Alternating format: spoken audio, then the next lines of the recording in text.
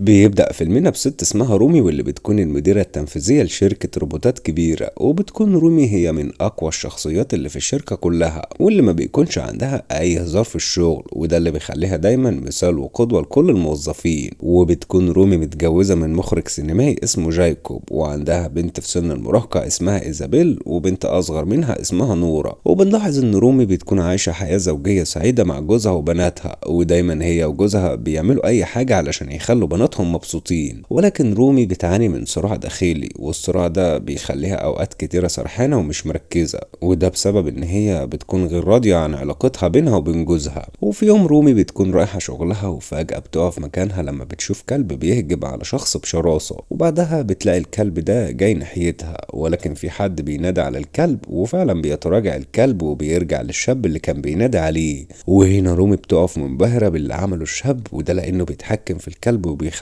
يهدى ويسمع الكلام، وده غير إنها بتشوف إن الكلب بقى مبسوط جدا وهو بيسمع الكلام. وبتفضل رومي مركزة مع الشاب ده ومع الطريقة اللي بتعامل بيها مع الكلب، لحد ما بتفوق من اللي هي فيه وبتروح على شغلها. وهناك بتقابل مساعدتها اسمي، وبتعرفها اسمي على مجموعة من المتدربين الجدد في الشركة. والمفاجأة إن الشاب اللي رومي شافته في الشارع بيكون واحد من المتدربين دول، وبيكون واضح جدا إن الشاب ده واثق في نفسه جدا وبيمتلك جراءة غير عادية، لدرجة إن هو الوحيد اللي بيعرف نفسه على رومي. وبيروح وبيقول لها إن هو اسمه صامويل، وكمان بيسأل سؤال جريء عن طبيعة شغل الشركة، وهل فعلا الروبوتات هيكون لها فايدة كبيرة في حياة البشر، ولا ده مجرد كلام بتقوله في وسائل الإعلام لمجرد إن هي مديرة الشركة وعاوزة تزود المبيعات. ولكن رومي بتسكت وما بتجاوبش على سؤاله، وده بيخلي اسمي تتوتر وتنهي المقابلة بسرعة. وبتعتذر رومي عن تجاوز الشاب ده حدوده، ولكن رومي بتهديها وبتعرفها ان هي مش متضايقة. ولكن في نفس الوقت بيظهر ان رومي معجبة بصموئيل وبجرأته، لدرجة ان هي بتفضل تراقبه، وبتروح وراه على البوفيه وبتطلب منه ان هو يعمل لها قهوة. ولما بيديها القهوة بتسأله هو ازاي قدر يتحكم في الكلب اللي كان في الشارع، فبيعرفها ان هي اولا كانت كلبة مش كلب، وان هو بيعرف يتعامل كويس مع اي انثى سواء من الحيوانات او سواء من البشر.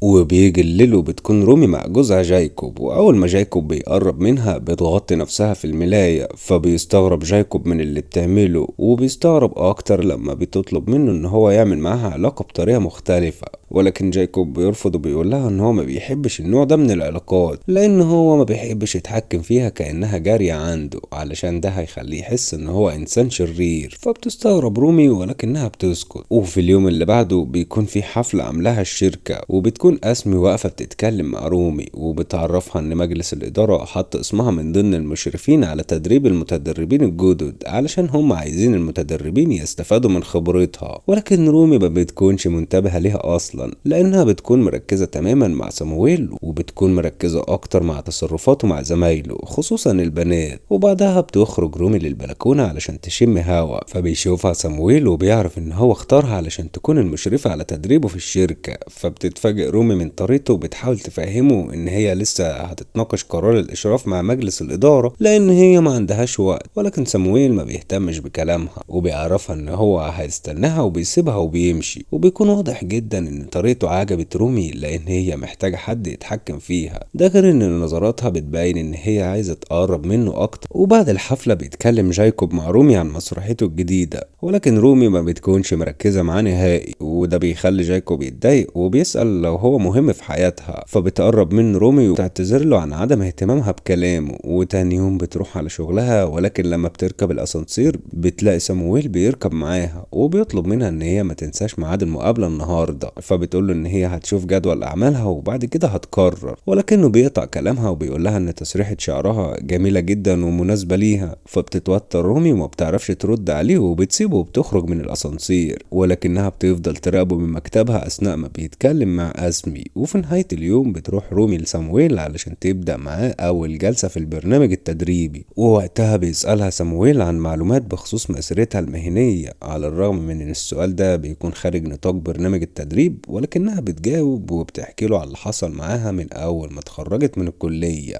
وبتحكي له كمان عن اول شركة هي قدمت فيها وازاي هي تعبت جدا اثناء الاختبارات لحد ما في النهاية اتقبلت في الشركة. وبيفضل سامويل يسمعها باهتمام شديد وبيسألها اسئلة كتيرة وهي بتجاوب، وفجأة سامويل بيقول لها ان شخصيتها مش قوية، وده على عكس ما هي بتبين قدام كل الموظفين، وانها محتاجة حد يتحكم فيها ويقول لها تعمل ايه وما تعملش ايه، لان هي زهقت من كونها هي المتحكمة والمسيطرة على كل حاجة حواليها. في وقتها رومي بتتصدم من كلام سامويل علشان هو بيقول فعلا الحقيقة، ولما سامويل بيلاقيها سكتت وما بتردش بيعتذر عن الكلام اللي قاله، ولكن رومي بمنتهى العفوية بتقوم علشان تمشي، ولكن سامويل بيندق عليها وبيقف قبل ما تخرج، وبكل جراءة بيقرب منها وهي مش بتمنعه وبتتجاوب معاه، لكنها بتفوق لنفسها وبتسيبه وبتمشي. تاني يوم بتكون رومي خارجة من الشركة بعد ما خلصت شغلها، وبيخرج وراها سامويل وبيسألها عن ميعاد المقابلة التانية، فبيكون باين ان رومي بتتهرب منه وبتقوله ان هي عندها ميعاد مهم، وبتعرفه ان هي هتبقى تبلغه بميعاد المقابلة الجديد، ولكن سامويل بيتجاهل كلامها وبيقف قدامها وبيقول لها ان مش هي اللي هتحدد ايه اللي هيحصل، وبيعرفها ان هي هتقابله مرة كل اسبوع على حسب مواعيد البرنامج التدريبي، وان هو مش هيسمح لها تعتذر او تغير ميعاد المقابلة. فبتجري رومي في الكلام علشان خاطر ما تلفتش الانظار ليها، خصوصا وان هما بيكونوا واقفين قدام الشركة، وبعدها بتسيبه وبتمشي، وبتكون مشاعرها متلخبطة جدا لان دي اول مرة حد يكلمها باللهجة دي ويفرض عليها حاجة تعملها، ولكن بيظهر ان رومي مبسوطة جدا باللي بيعمله سامويل. وبعد ايام بتكون رومي في المسرح مع جوزها جايكوب، وبتحضر معاه اول يوم عرض للمسرحية بتاعته، ولكن جايكوب بيتفاجئ وبيقول لها ان ده اكتر يوم هو محتاجها تكون موجودة جنبه فيه،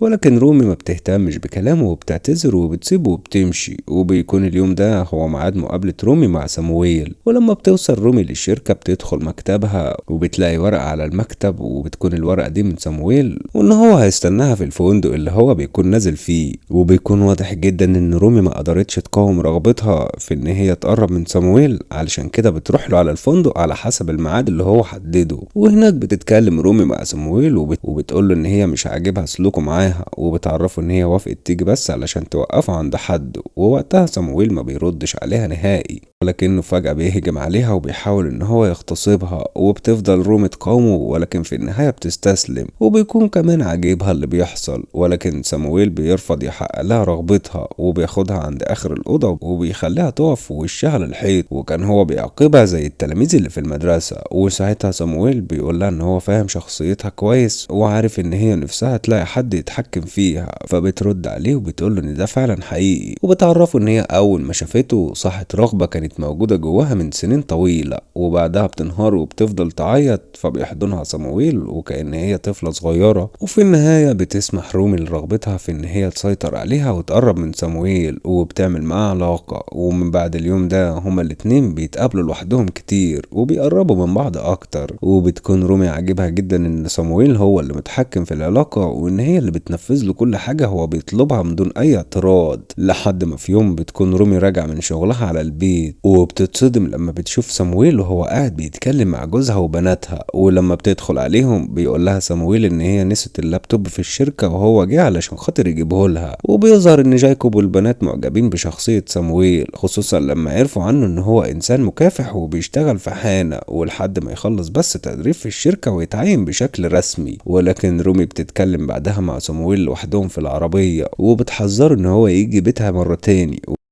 وبتعرفه ان جوزها اهم حاجة في حياتها علشان كده هي مش مستعدة تخسرهم لأي سبب من الاسباب. وبتقوله كمان ان هي خلاص مش هتقابله تاني لوحدهم، لان اللي حصل بينهم ده كان غلطة كبيرة هي ارتكبتها في لحظة ضعف. ووقتها بيتضايق سامويل من كلامها وبيسيبها وبينزل من العربية. وبتمر الايام وسامويل بيتجاهل رومي تماما ومش بيتكلم معاها، لدرجة ان هي لما بتدخل اي مكتب هو موجود فيه بيسيبها وبيخرج. فبتستغل رومي ان سامويل بيكون واقف بيدخن فوق سطح المبنى وبتروح تتكلم معاه، ولكن سامويل بيصدها وبيقول لها ان هو مش عاوزها تكون مشرفة على تدريبه، وكمان بيعرفها ان هو هيقدم طلب علشان يتدرب تحت اشراف حد غيرها. فبتتوتر رومي وبتقول له ان هو لو عمل كده الشركة هتعمل تحقيق وممكن كمان يعرفوا طبيعة العلاقة اللي بينهم، وبالتالي هي هتخسر شغلها في الشركة. وبيقول لها سامويل ان كل ده ما يهموش وبيسيبها وبيمشي. وبالليل بتروح رومي على الحانة اللي سامويل بيشتغل فيها علشان تكلمه، لكنها بتتفاجئ ان هو بيبعت لها زميله ويبلغها ان صامويل مش عايز يتكلم معاها وان الافضل ليها ان هي تمشي من المكان. وفي وقتها بتحس رومي بالاهانة وبتخرج من الحانة وهي حزينة جدا. ولما بيجي ميعاد مقابلة برنامج صامويل التدريبي بتحاول رومي ان هي تخليه يتراجع عن قراره، وبتفهمه ان هي اكبر منه ب20 سنة وانها لو كملت في علاقتها معاه ممكن يضرها جدا ويأثر على حياتها. فبيقول لها صامويل ان حياته ماشية كويس اثناء علاقته بيها، وده على عكسها لان هي دايما متوترة من وقت ما بعدت عنه. وبيعرفها ان افضل حاجة ليهم هما الاتنين ان هما يرجعوا يكملوا علاقتهم مع بعض. ولكن بيلفت انتباهها ان المرة دي هو بيحط قواعد هي هتمشي عليها، ومش مسموح لها نهائي ان هي تعترض على اي حاجة هو بيعملها. وبيهددها ان هي لو صممت انها تبعد عنه فهو هيبلغ الشركة بعلاقتهم سوا وهتبقى فضيحة. وهنا رومي بتدرك حجم الغلطة اللي هي غلطتها لما سمحت لنفسها انها تعمل علاقة مع صامويل، لان هي بقت مهددة في اي لحظة ان هي تخسر شغلها وتخسر كمان عيلتها، وما بيكونش قدامها حل تاني غير ان هي توافق على كلام صامويل وتكمل معاه في العلاقة. ولكن في يوم عيد ميلاد بنتها بتنصدم رومي لما بتلاقي صامويل جاي الحفلة مع اسمي. وبعد ما بيدخلوا بتتخانق رومي مع صامويل لان محدش دعاه للحفلة، وبتكبر الخناقة ما بينهم لحد ما بترمي رومي الكوباية على الارض وبتتكسر. ووقتها بتيجي اسمي وبتسألها لو هي كويسة، فبتقول لها ان هي وقعت الكوباية بالغلط مش اكتر. ولكن تاني يوم بتتفاجئ رومي ان اسمي جاية تزورها في البيت وبتقول لها ان هي عارفة بعلاقتها مع صامويل. فبتتوتر رومي وما بتعرفش ترد عليها. فبتقول لها اسمي ان هي لازم تقطع علاقتها بصامويل فورا، وده علشان تحافظ على صورتها قدام الكل وتفضل هي المديرة المتميزة واللي غيرهم نفسهم يكونوا زيها. فهنا رومي بتبص بحالة من اليأس وما بتكونش عارفة تعمل ايه. فبتقرر ان هي تعترف لجايكوب بكل اللي هي عملته وتتحمل نتيجة غلطها مهما كانت. وبتروح تتكلم مع جايكوب وبتقوله ان هي بقالها فترة طويلة مش راضية عن علاقتهم الزوجية، وعدم الرضا ده خلاها تضعف وتخونه مع راجل تاني. ولكنها بتكذب عليه وبتقوله ان ده حصل مرة واحدة، وان الراجل اللي هي خانته معاه ده ما تعرفوش اصلا لانها قابلته بالصدفة في الحانة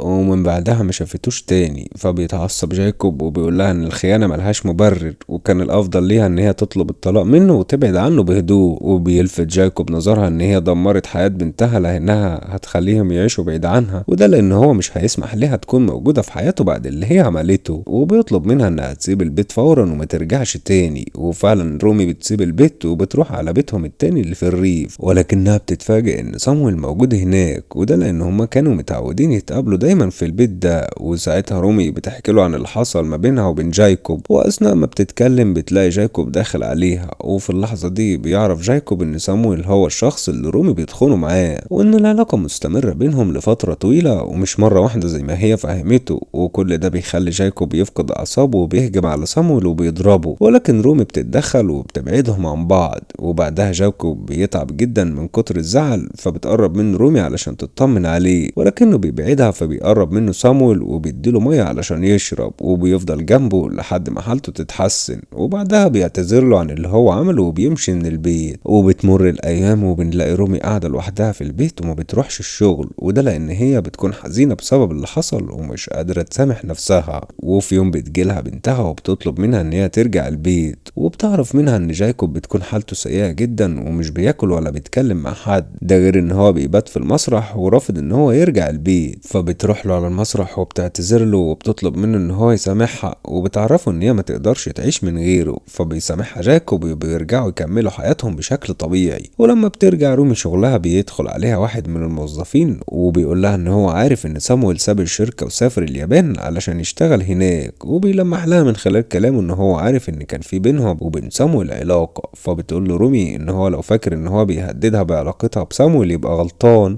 وحتى لو الموضوع وصل لمجلس اداره الشركه. وبتنهي كلامها معاه وبتطرده من المكتب. ولو حد هنا بيكون خلص فيلمنا، ولو عجبك الفيديو ما تنساش تعمل لايك وتشترك في القناه.